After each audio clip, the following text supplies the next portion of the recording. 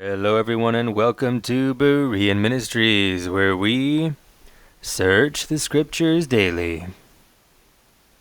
This week's Parashat is still Shemot, and this is Exodus chapter 5, verse 1.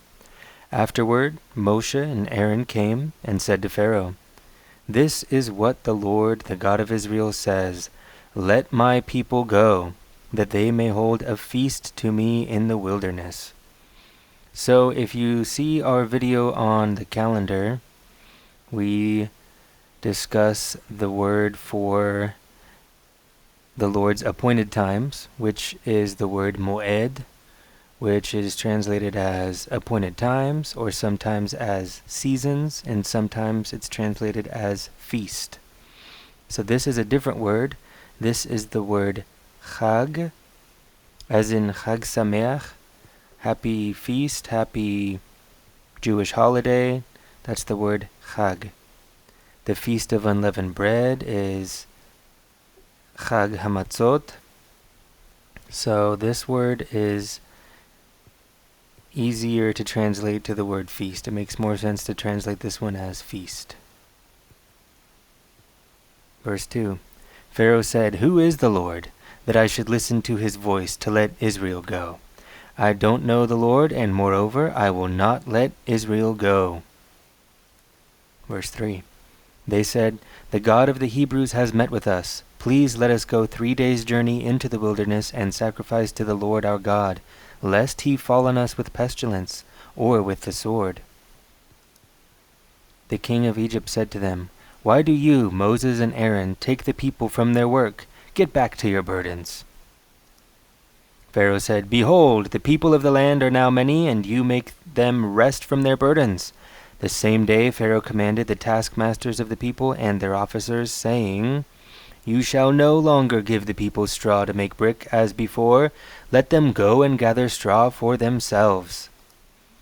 You shall require from them the number of bricks which they made before. You shall not diminish anything of it, for they are idle. Therefore they cry, saying, 'Let's go and sacrifice to our God.' Let heavier work be laid on the men, that they may labor in it. Don't let them pay any attention to lying words." The taskmasters of the people went out with their officers, and they spoke to the people, saying, "This is what Pharaoh says, I will not give you straw. Go yourselves. Get straw where you can find it, for nothing of your work shall be diminished." So the people were scattered abroad throughout all the land of Egypt to gather stubble for straw. The taskmasters were urgent, saying, "Fulfill your work quota daily, as when there was straw."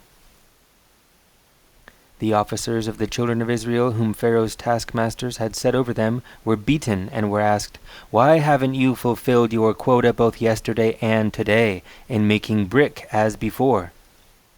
Then the officers of the children of Israel came and cried to Pharaoh, saying, "Why did you deal this way with your servants?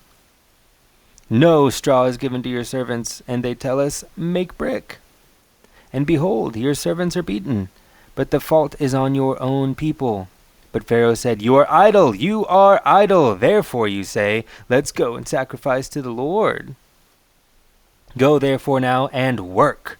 For no straw shall be given to you, yet you shall deliver the same number of bricks."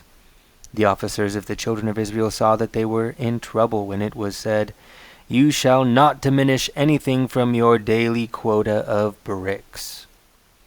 They met Moses and Aaron, who stood along the way, as they came out from Pharaoh.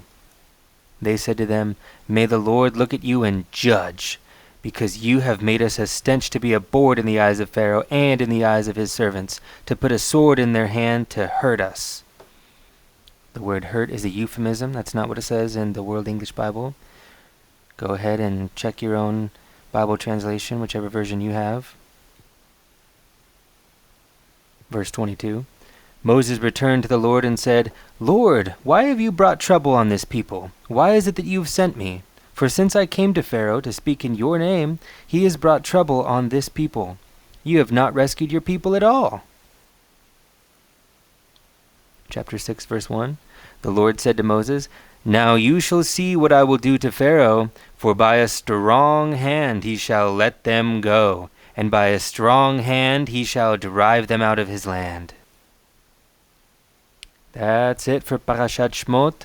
The next video is Parashat Va'era, and that's Exodus chapter 6, starting with verse 2. Thank you for watching. Don't forget to like and subscribe.